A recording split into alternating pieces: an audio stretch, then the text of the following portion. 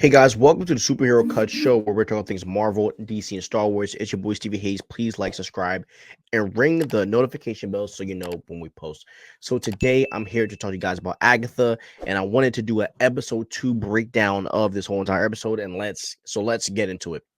So the episode starts with her getting dressed and she's just trying to get used to being back to herself. Like you can tell she just feels weird. She tells the teen that she was going to leave him in the house, but he then says, "Take me to the witch's road." Agatha pauses and looks, and she is shocked that he even knows about that. And Agatha tells him that it doesn't exist, but she is obviously going to lie to him because she doesn't, think that he knows much about it and that he's just yapping.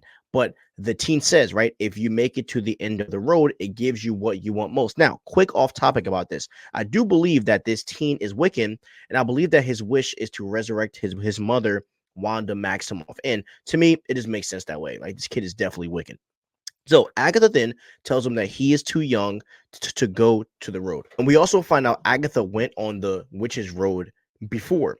The teen also told Agatha he knows everything about her. And he saved Agatha from the spell that she was under. And she is shocked that, Wanda's spell broke because of him. And she was like, well, if you broke Wanda's spell, why do you need the road? And he said he wants to use the road to get more power. Agatha says no, but the teen uses the fear of the Salem 7 coming to try to convince Agatha to, help him and, for her to get her magic back, to get on the road, etc. So Agatha then asked the teen, who is he? And when he went to say his name, his mouth covered up, and Agatha did not hear him say his name, which is super weird given the fact that he doesn't realize that his voice was also blurred out when he said his name. Agatha asked him to say it again, and the same thing happened, but Agatha just ignores it, and they went to hit the road. Agatha then asked the teen what he knows about covens. So we see that Agatha says that she needs a coven to access the witch's road, and we take a look at the house that we saw in WandaVision, where where Wanda and Vision were going to live at. And if y'all remember, this house is where she cast the spell on the whole entire town. And then Agatha just spits on it and walks in the car. So then we see them driving out of Westview.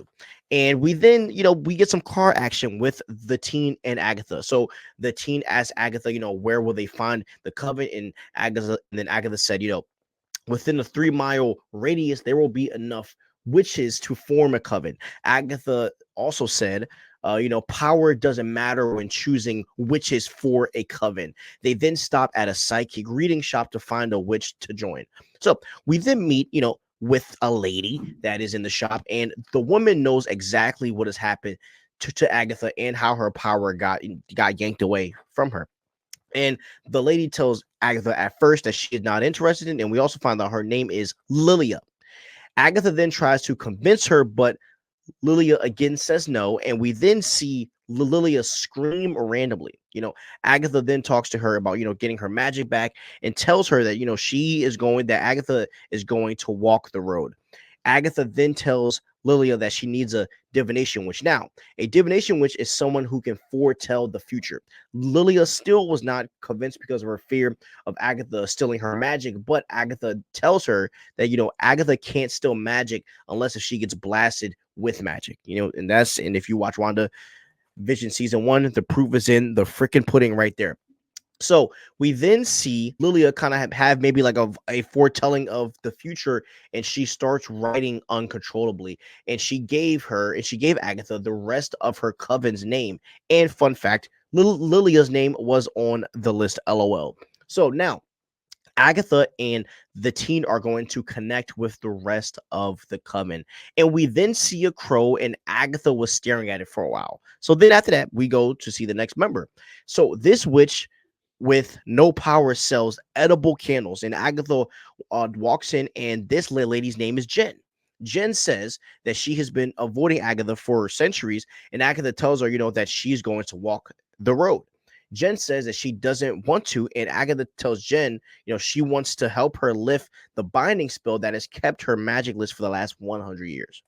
Jen then realizes, like, oh, you're trying to walk the road and do all this because you lost the Darkhold, which is a big deal. Agatha then uses Jen's legal problems as a reason for Jen to get out of her legal issues, because they're like, if you had magic, you wouldn't be in this situation. Agatha then leaves her the address, for them to meet so they can, conjure up the witch's road.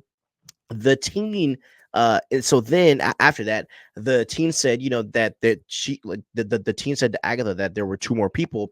And at this point, I'm saying, all right, one of these has to be Rio Vidal. So then we see them looking for another witch. Now, this person is a blood witch, which means that they are a child of a witch, which means that this person has magic. They just might not know it yet, etc. Then now this person, her mom was a goddess of rock named Lorna Wu. Now Lorna Wu, she was a famous witch, and Agatha then sees a rat and pauses. And this is the second animal that she has paused at. Now, when I first watched it, I didn't know why, but now I do, and we're going to save why we believe that these animals are popping up. But it means something. Agatha also says that Lorna Wu was lost to the Witch's Road, building, for us this fact that, this road is going to be super wild. So Agatha sees the new member for her potential coven in this story. So Agatha sets her up basically by, getting her fired. And she's like, okay, you're fired. So a set of events happen. Now join me on the road. So Agatha uses what happened to Alice's mother to try to get her to join her on the road, but Alice says no. So then they go and just walk away. Agatha then asked the teen where he was from because they were riding in a car. But again, when he went to talk about where he was from, his voice silenced out while he was talking. And Agatha just like, whatever. So Agatha gets back home. She comes out in a cool, witchy type of outfit, and she sees a wolf in the street. Now, my thought is this. And it was pretty much confirmed that these animals are signs of the Salem 7 watching her, and that's why she kept pausing so hard, because it was signs that they were going to come and go after her. So then we see, Jen enter the house to join the coven. We also see Lilia enter the house to join, and Alice comes as well to join. And they then ask, where is their green witch? And Agatha avoided it, and apparently Earth magic is needed for the road. And they said that it wasn't a name that was on the last name on that sheet to join the coven. It was a heart, a black heart. Now, the assumption is that, this refers to Rio, because she said in the last episode that her heart is black and it beats for Agatha. Okay. And also, this also points to the fact that Rio is the daughter of freaking Mephisto, because that name Blackheart is tied to him in some way. But anyway, we see Agatha go up to a lady named Miss Hart, and she asked her to join her party tonight. Not telling her that, you're joining my coven and we're going to open up a door to the Witch's Road.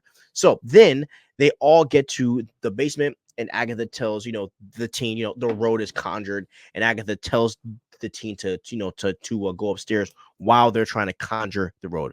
Agatha then tells the coven all they need to do is sing the ballad, and a door will appear, which will lead them to the road.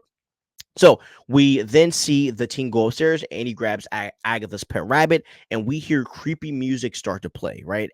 And basically, right as that creepy music is playing, Agatha and company starts to sing this freaking ballad. We then see that they are singing, and we see that the teen goes outside, and we see the Salem 7 appear in front of Agatha's house as they are still singing the Witch's Road song. We then see the teen try to block off the door with the couch. As they finish singing, nothing happens for a moment, and Agatha starts getting impatient, and while that's happening, the teen is still covering up the blinds and all this stuff, and we see the Salem 7 start to enter Agatha's house. Okay.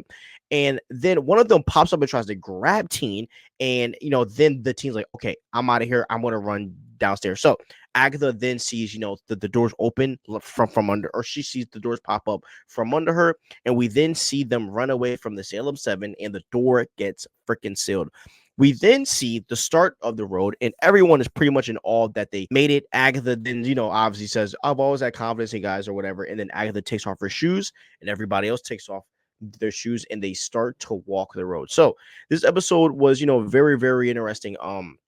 I am very interested to see what's going to pop up on the road, and I'm pretty sure it seems like, the motivations are very clear. You know, we all know that Teen, aka Wiccan, he wants his mom back. You know, Agatha wants her magic back, etc. And everybody has their own agenda of what they want to get back. So I'm really interested to see how the things that they want, how that is going to affect, you know, what they do when they approach this road. And I wonder if, you know, this road is going to show, you know, the different sides of the MCU from a magic perspective that we've never seen, which I'm very interested in. So I wanted to hear what you guys think about Agatha episode 2 leading into episode 3. We're going to begin some road stuff, but please like, subscribe, and ring the notification bell, and peace out.